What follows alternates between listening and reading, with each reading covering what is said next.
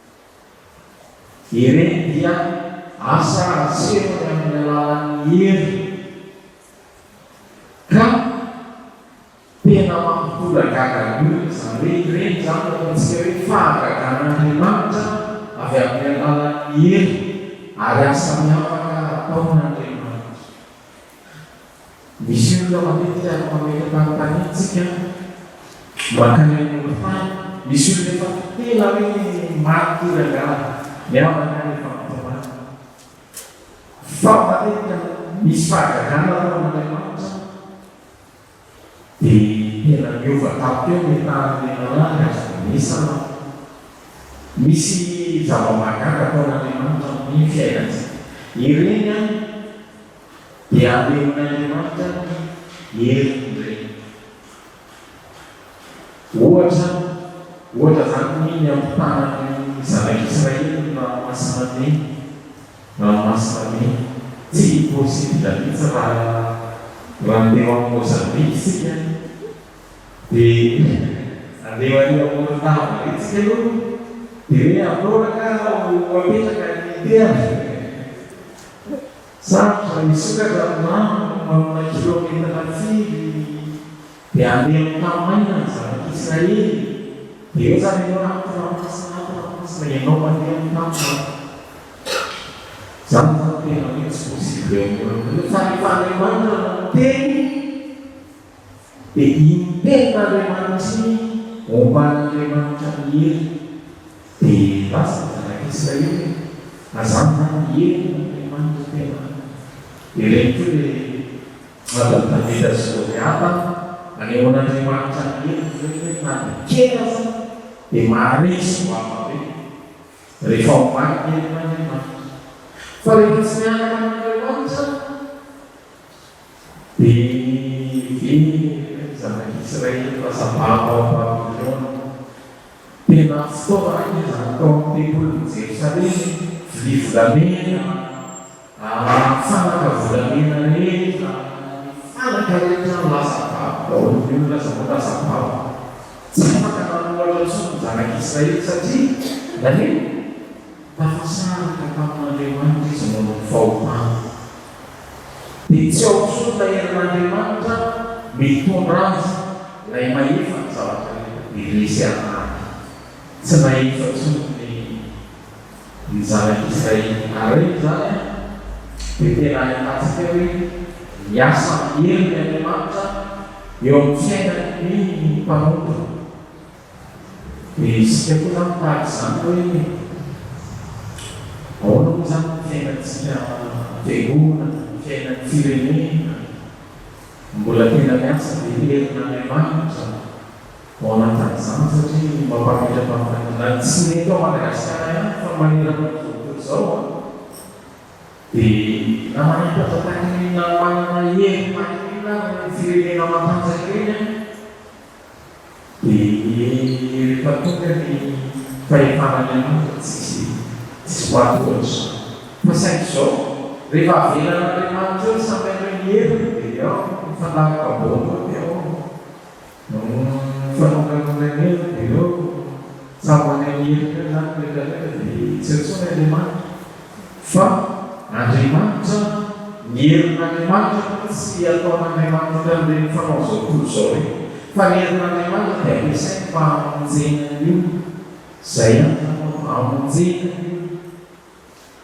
hamonjena ny olona fa tsy hoe ny herin'Andriamanitra satria anao mivavaka dia entinao anaovana tontolo fa verina ny zanak'Israely ihany rehefa miodina amin'Andriamanitra ka tsy mety amin'ny herin'Andriamanitra. Faefatra zao ny faefatra dia ny mahefa ny zavatra rehetra Andriamanitra ka amin'ny alalan'ny fanekena no anehoany izany eo amin'ny olona. Iza moa ilay nanao fanekena tamin'Andriamanitra? Iza moa ilay izy? Abraham. Ao amin'ny Genesis 15:10 azonao eo jereny eo toerana io zany nanao fanekena tamin'Andriamanitra Abraham. dia io fanekena io ny hevitry fanekena io dia tena hoe fifamatoram-piaina, fifamatoram-piaina. Ny hevitry ny teny Hebreo amin'ny fanekena io dia hoe misy sakafo. Hitantsika tsara fa resaka aina zany miombana ny sakafo. Ny olona tsy afaka miara-misakafo tsony dia olona efa tsy mifampatoky a. Dia zany zany endrika hoe Andriamanitra manao fanekena amin'ny olona dia manome anao fifamatoram-piainana amin'ny olona. Dia izy Andriamanitra manaiky fa izay rehetra manao fanekena aminy dia olony. Ary ny olona kosa dia anaiky fa izy Andriamanitra no hotohiny ho Andriamanitra. Ary miantoka ny fahavelomana ho amin'ny fiainana izany fanekena izany. Ary zany hoe manarakaratry ny fiainantsika fiangonana fahainy Baiboly dia tena Baiboly ny fanekena. Anankiroa ilay fanekena dia ny fanekena taloha ny fanekena vaovao. Ny olona manao fanekena amin'Andriamanitra ary izay hoe antony fiangonan'Andriamanitra amin'ny olona. Dia io fanekena ataon'Andriamanitra amin'ny olona io no hanehoany zany fahefana ny zavatra rehetra zany. Ary tsy eo amin'izay manao fanekena azy aza fa eo amin'izao tontolo izao mihitsy satria ao amin'ilay izao tontolo izao misy ampahany izay manao fanekena amin'Andriamanitra. Dia lasa mitondra fiainana ao amin'izao tontolo izao izany fanekena izany. Fa ny zava-dehibe mahatonga n'Andriamanitra tena haneo zava-mahagaga dia izao ny fitazoman'ny olona io fanekena. Mahatazo ny fanekena dia ny olona. Tsika pastera manao fanekena. Ny école-nareo manao fanekena. Firy tamin'ireny Glória a Deus, ni panay fanasana to nanao ina nanao fanekena kaya fona mampatsahina maka Baiboly sanata vita ny mampanao bakisy manao ina manao fanekena toy izany fiangonana izany fanekena. Efa masony hoe moa zany pasera eo manaty hoe masao pasera mason'Andriamanitra efa afaka izanakia dia mpianatra ny zanak'ivavy dia impiry aleoa zany zao mampianatra ny zanak'ivavy. Zany rehefa fanekena atao isakina dia efa mivavaka ho an'ilay zanak'ao. Dia rehefa sototo ile ankizy dia zay manao fanadinana ny fambaheto am-bava zay zany zany ny fiainantsika. Dia ao anatin'izany rehefa avotra ny fanekena ny olona dia tsy maneo zay fahefana izay eo amin'ny fiainana. Dia lasa tsy mahina ny zavatra rehetra, tsy manefy ny zavatra rehetra eo amin'ny fiainantsika Andriamanitra. Dia ny zava-dehibe zany ao dia tena hoe ny tokony ataontsika voalohany zany dia fitazomana ny fanekena io mba ho ao-tsika manjakariva Andriamanitra fa hiaraka amintsika. Dia aty amin'ny fanekena vaovao zany dia misy ray fanekena zay iombonantsika amin'ny Jesosy Kristy dia ny fandraisana ny fanasana tombo itentenako itendrako reny zany miendrika ilay fifamatoram-piaina amin'Andriamanitra ka hanehoan'Andriamanitra fa izy no zavatra rehetra ny fiainantsika. Efa fahadimsady dia fanankalofitsika rehefa eo vokatr'izay fanekena ataon'Andriamanitra izay tsy tanteraka tsika dia eo ilay fampiranon'Andriamanitra mahita ny zavatra rehetra Andriamanitra ka mamina fo amintsika. Raha le fahefany zavatra rehetra zany dia afaka mandeha fiainana izy. Ny hevitry le hoe famoran'Andriamanitra eo dia tena hoe ilay fahavelomam-panahy ny olona ao amin'Andriamanitra, ilay famelan-kelika atolotr'Andriamanitra. Ary vokatry le zavatra nijerentsika teo momba ny fanekena dia izao Andriamanitra mitahiny mandrakariva amin'ny fanekena io fa tsy ohatritsika ilay mivadibady. Ianao malaina dia raha tsy mandady, raha tsy manao fanekena fa izany ho famoram-pon'Andriamanitra. Mitahiny mandrakariva ho amin'ny fanekena izy mamela helika izy mamela fo izy mamelona ny fanahintsika izy ary manohy ny fahasoavana sy ny fitiavan'Andriamanitra na dia tsy mahatoky sy mivarotra aza ny olona. Raha jerena hoe ao ananiasa tanan'olombelona ny fandavahana sy zavatra ataon'ny olombelona amin'izao fotoana dia efa lasa afo be mihitsy ny tany be. Vao fakomary nahita ny tantara rehefa ny radio eo teny eo eto ambanitonina sa tena dia misy leraka lehibe nahita ankizy kely fotoana tonga dia mahorona zavatra efa mivadika biby izy zany, mivadika biby zany tsy zany fa ny fitiavam-bolan'ny olona amin'izao fotoana dia ny olona izay mivolana dia lasa mandehatra ilay fanaonaovana fo manitsaka baiboly mitady zavatra izay mety azony arena sy fananana satria izany zany manehoana ny farafara eto amin'izao tontolo izao. Dia araka izany izy rehetra tia zavatra mitranga isanandro isanandro eo amin'ny fiainan'ny firenena eo amin'ny fiainan'izao tontolo izao dia hoe teny fatavaona loatra ka tsy amila fotsiny Andriamanitra. Azo ihany fa mbola Andriamanitra be famorampo dia mbola io ihany izy misy mazava ihany mpanaina tonga ihany le riva dia miasa ihany ny olona fa zany hoe raha mamafisatsika ny asan'ny fiangonana mba hiasan'ny famorampon'Andriamanitra fa tsy variana amin'izao fiainana izao. Dia hitantsika moa ny tenin'Andriamanitra hoe dia raha Jehovah tsara izy fa mandrakizay ny famorampo.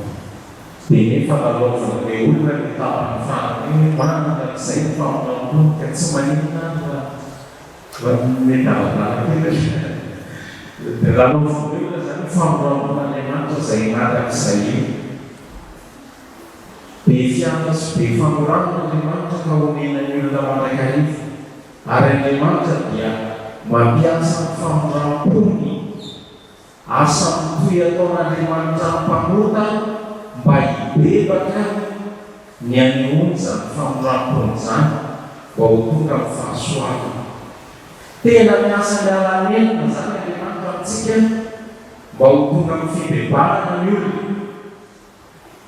Ary tena asan'Andriamanitra mitoy io dia miara-miasa amintsika zany miara-miasa ny fiangonana mba hahatonga ny olona ho amin'ny fibebahana ka hanehoana Andriamanitra zany fahefana hanova izao tontolo izao zany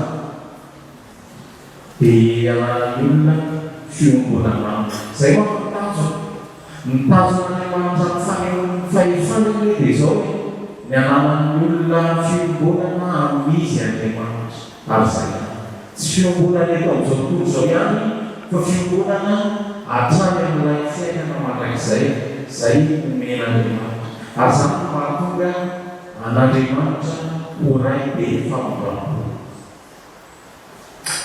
Dia mahefa ny zavatra rehetra ny tompo amin'ny anaran'i Jesosy Kristy. Dia io moa zany efa tapon'ny tena fahefan'Andriamanitra amin'ny zavatra rehetra dia ilay Jehovah mpamonjy hanehoany ny fitiavan'Andriamanitra izao tontolo izao tsy ho faty tsy ho very fa i Jesosy no fototra ny famonjeny. Rehefa very zao zao tontolo izao dia i Jesosy eo mihitsy no fototra alefana ny zavatra rehetra ka tonga ny olona amin'ny famonjeny. Hitantsika izany manasika marana izy dia nanina ihany koa manangana maty izy, nanina ihany koa namanaka fantotra izy ary tonga olona finoana nanana fiainana manak'izay. Zay foana le fanjakan'Andriamanitra apetraka Jesosy foana ny fanjakan'Andriamanitra Jesosy dia io ny fampinan-kely na manasitrana izy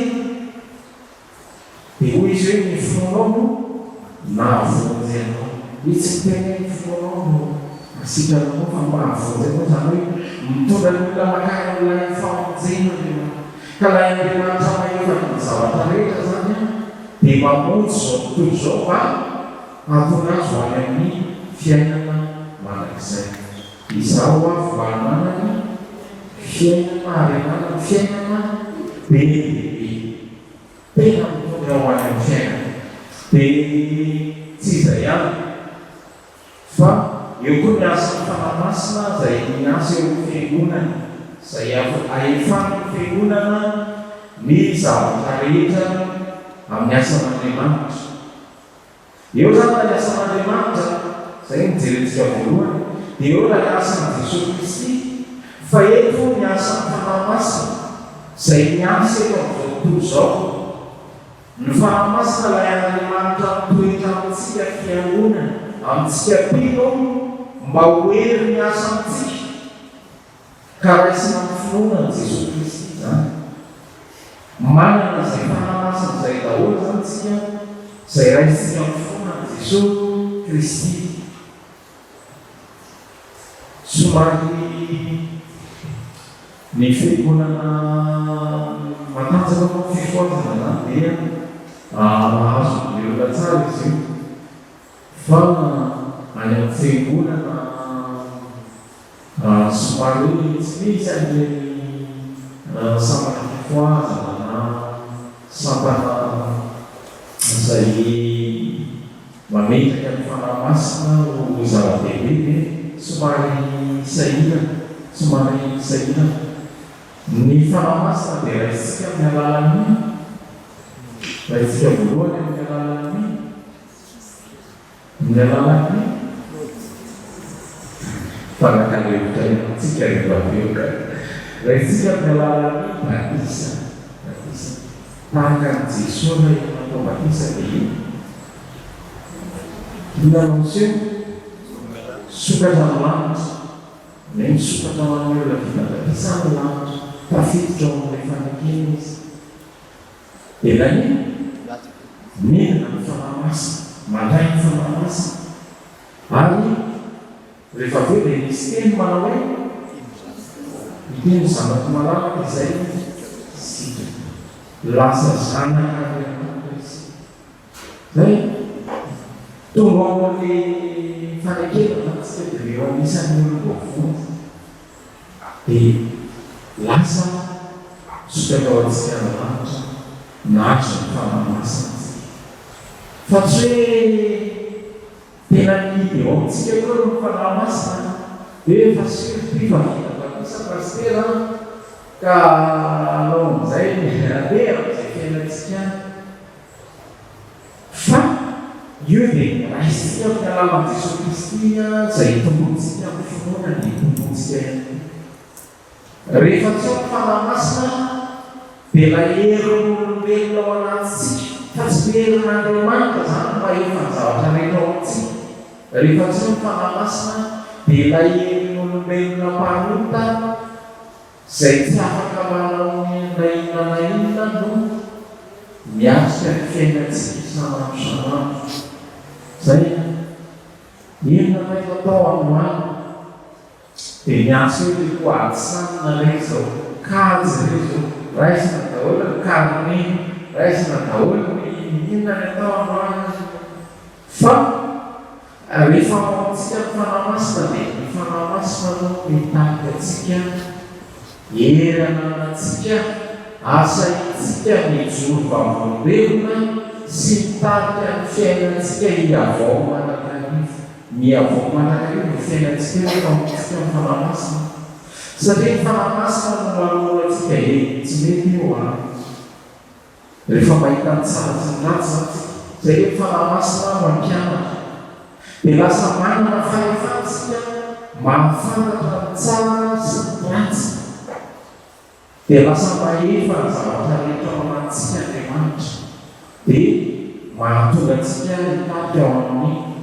fahatsarana fa fanamasina io no manotsaina ho antsika satria izy no loharanony fiainana sy loharanony fahitana le vina zany dia tena ao anatsika ny vinantsika mantsy rehefa ao amin'ny fiangonantsika dia makaiza aloha makaiza mantsika ho any amin'ny fiainana mandrakizay so dia tsara mafy any le davily fa ho antsika dia io fanamasina io tamintsika ao amin'ny tombotsotra fiainana rehetra na ato amin'ny fiangonana na any amin'ny tokantranontsika mba hitahaka atsika mamonotsainantsika ahafantatra ny zavatra rehetra hanavaka ny zavatra rehetra fa olohanao fitahiana koa atsika satria io lay Andriamanitra ao amintsika io zany lay Andriamanitra mahefa ny zavatra rehetra Andriamanitra amintsika ao amintsika isanandrosamana noho izany zava-dehibe ny ananana ny fanamasina dia ao anatin'izany koa izy dia mampahery na dia manao fizahan-toetra zay isika dia ny fanamasina no mampahery satria isika zanak'Andriamanitra dia mampahery antsika izy ny olona moa dia voafetra amin'ny hoe vatana saina fanahy raha ny amin'ny dokotera io zany dia miresaka izy hoe no fiary soma dia raha amin'ilay saina dia entina dia psike dia raha ny amin'ny ana dia pneumatique mahiny zany dia ka amin'io no anoratsainan'Andriamanitra hiasana Andriamanitra zay nanao azy mahay ny zavatra rehetra manome ny fanahy dia ao amin'io anoran'Andriamanitra ny tokotsaina rehetra mba hananatsika ny fiaina dia tsy ao zany fa mitohy amin'izay zany tsy ao fiainan'ny fiangonana zany no ampisin'ny fiangonana amin'izay reo rehetra reo hitaiza antsika ary zany nahatonga ny synode lehibe zany zao nametraka ny hoe atao zava-dehibe atao hoe fitaizam-pinoana any amin'ny fiangonana fitaizam-pinoana mba hiasan'Andriamanitra ny fiainan'ny olona hitomboan'Andriamanitra ny fiainan'ny olona fa tsy hoe mba ho fiangonana mitombo zany tsika le mitombo zany tsy hoe arak-isaina fa tena mitombo ara-panahy ara-pinoana ihany koa qualité mamokatra bea qualité mamokatra tsara qualité fa mamokatra maharitra zany hoe tsy hoe iray mandeha manao koralina dia manao beso dia miana rehefa eo fa maharitra ao amin'izay hita hifampitaizana zany ao anatin'ilay fiainan'ny fiangonana dia zany mahatonga ny fiangonana hoe rehefa maritana aitsika tsendry tsara hoe fiangonan'ny olona rehetra izay voatson'Andriamanitra ka mino dia mitombo ao anatin'izany dia tsy possible zany hoe rehefa fiangonana rehafesina dia hoe miena ny herin'ny olona rehefa tafiditra ao anatin'ny fiangonana fa tokony hitombo izy dia rehetrarehetra asehontsika amin'ny asa le resatsika teo zao fitoriana ny filazantsara dia mitombo ao reny sy amin'ny adidy amin'ny adidy misy fiangonana sasasasa zao fa somary mandresika nareo vola ihany dia ao aminay tsy maintsy misy volaka ka ny asan'Andriamanitra ilay tsy vita raha-tsy misy vola fafotova ndray ny adidy zany io moa ny famaritan'ny filompanampy ny FJM pasteur Maoro hoe misy de solidarité amin'ny fiangonana ny fanaovany adidy na ny ao anatiny zany na ny ivelany. Rehefa ohatra zay hoe ohatra zany hoe manana digaina fobe ianareo ohatra zany mety zany fa de tsy vita ny 50% fa 50% vita rehefa tonga fahalampoana dia azo refesina azy hoe 50% zany misy de solidarité ianareo ary tena verena zay koa zany mandeha fiangonana ny samihafa dia ohatra zany misy fivoriana ohatra hoe taom-baovao am'zao taom-baovao zany mandeha rehefa jerenao zany olona mosy telo ihany sady manofavalo tetika loka manasa vany manasa vy dia hitanao zany tsy tena misy fandraisana anjara be olona tsy ao tsara zany le solidarité zay fa io izy hitanao zay izy rehetra le asa ndray alatsika fa araika koka no fain'olona dia hitanao zany tena misy cohésion misy solidarité ao anatin'le olona ka ao anatin'ireny zany mahitana hoe le fiasan'Andriamanitra le fiasan'Andriamanitra amin'ny alalan'ny fanahy amin'izy Andriamanitra mahorona manakely mahefa ny zavatra rehetra izy ao anatin'io zany no ahitana hoe fivoarana amin'ny fiainam-panan'ny olona.